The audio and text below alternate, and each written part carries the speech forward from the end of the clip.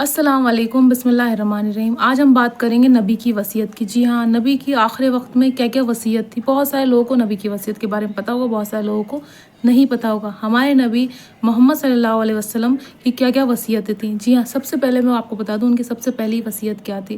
سب سے پہلے انہوں نے جو وصیت کی تھی وہ یہ کی تھی کہ کسی مظلوم، کسی غریب، کسی مزدور پہ ظلم مت کرنا، ہے نا۔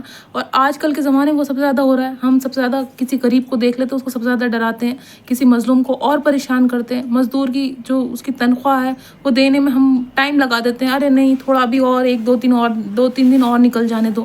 ہم یہ کرتے ہیں نا، ہمیں ایسا نہیں کرنا۔ یہ ہمارے نبی کی وصیت تھی کہ ہمیں غریب پہ ظلم نہیں کرنا ہے یا کسی مزدور پہ۔ اگر کوئی ورکرز آپ کے انڈر کام کر رہا ہے، اس کی سیلری اس کو ٹائم پہ دے دو۔ کیوں 2-3 دن بڑھا کے دینا؟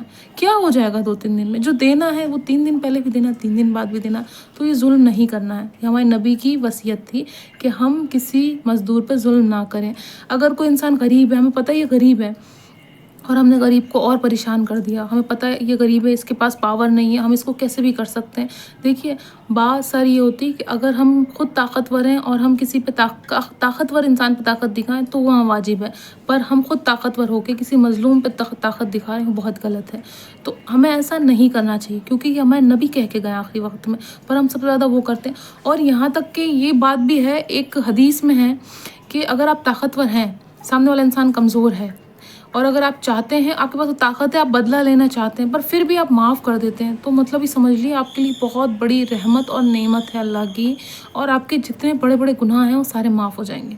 اگر آپ طاقتور ہونے کے بعد بھی اگر آپ نے بدلہ نہیں لیا تو اللہ آپ کو سب سے زیادہ پسند کرتا ہے۔ ایسے انسان کو اللہ سب سے زیادہ پسند کرتا ہے جس کے پاس پاور ہے، جس کے پاس طاقت ہے، وہ بدلہ لے سکتا، وہ ریونج لے سکتا، وہ اس کو کچھ بھی کر سکتا، پھر بھی وہ نہیں کر رہا ہے۔ اس کا مطلب وہ بہت نیک دل انسان ہے اور سچ میں وہ اللہ کے بہت زیادہ قریب ہے۔ ایک نیک انسان کی یہی پہچان ہے کہ وہ طاقتور ہونے کے باوجود بھی بدلہ نہیں لے رہا ہے۔ تو اس بات کا دھیان رکھیں کہ ہمارے نبی کی وصیت، پہلی وصیت یہ تھی کسی غریب، کسی مظلوم، کسی مزدور پہ ظلم نہیں کرنا ہے۔ دوسری وصیت تھی شرک سے بچنا ہے۔ کسی بھی طرح کا شرک ہو سکتا ہے کہ اسلام کے نام پہ ہم ناچ رہے ہیں، ہم ڈانس کر رہے ہیں، ہم عجیب عجیب سی چیزیں کر رہے ہیں، ہم تماشا بنا رہے ہیں، اسلام کو ہم غلط طریقے سے لے کے جا رہے ہیں، وہ ساری چیزیں ہمیں نہیں کرنی ہے نا۔ ہمیں کوئی بھی ایسی چیز نہیں کرنی جس میں شرک ہے۔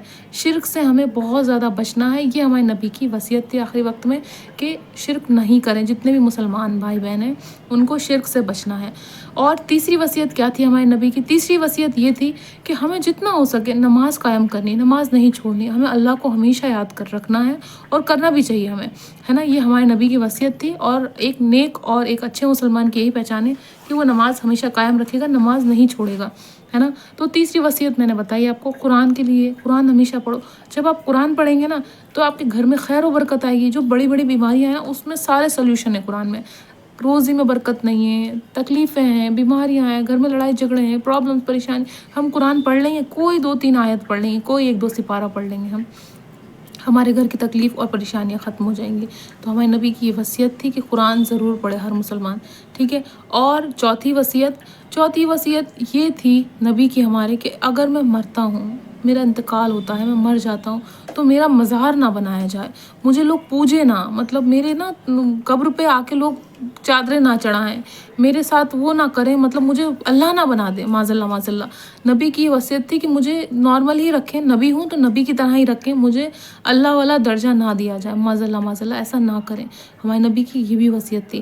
تو یہ ساری ہمارے نبی کی وصیتیں اور بہت ساری ہیں۔ حسن سلوک کریں، عورتوں پہ ظلم نہ کریں، عورتوں کے حقوق جو ہیں، عورتوں کے جو حق ہیں وہ ادا کریں، ہے نا۔ جو بھی عورتوں کے حقوق ہوتے ہیں وہ ادا کرنے آپ کو، یہ بھی ہمارے نبی کی وصیت تھی۔ اور مسلمانوں میں بھائی چارہ، جو کہ بھائی چارہ غائب ہے۔ ہم کیا کرتے ہیں، وہ فلانا کون سی کاسٹ سے، وہ بریلوی ہے، وہ وہابی ہے، وہ شیعہ ہے، وہ یہودی ہے، وہ یہ ایسا ہے، وہ ویسا ہے، تو ہم یہ کر رہے ہیں، ہمیں یہ نہیں کرنا ہے۔ نبی منع کر کے گئے، جتنے بھی مسلمان ہیں، جتنے مسلمان بھائی بہن ہیں، ان میں بھائی چارہ رہنا چاہیے۔ جب بھی کوئی تکلیف میں آئے، ایک مسلمان دوسرے مسلمان کی مدد کرے، ایک مسلمان دوسرے مسلمان کا خیال رکھے، نہ کہ ان پہ انگلی اٹھائے۔ جب ہم انگلی اٹھائیں گے دوسرے لوگوں کی تو ہمت بڑھے گی، تو ہمیں ایسا نہیں کرنا ہے۔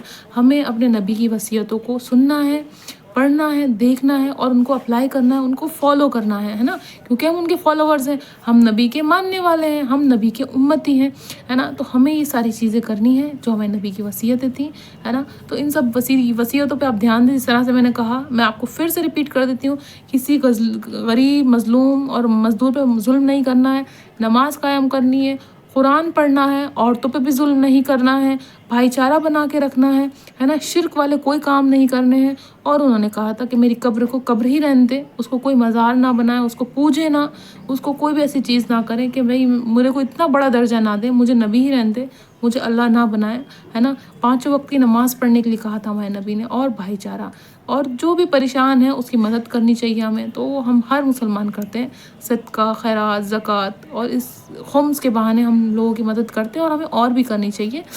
پیسے کے علاوہ کھانے پینے سے، کوئی پریشان ہے، کوئی بیمار ہے، الگ الگ طرح سے ہم جتنی مدد کر سکتے ہیں ہر مسلمان کو کرنی چاہیے۔ تو میں نے آپ لوگوں کو بتا دیا کہ ہمارے نبی کے آخری وقت میں کیا کیا وصیتیں تھیں۔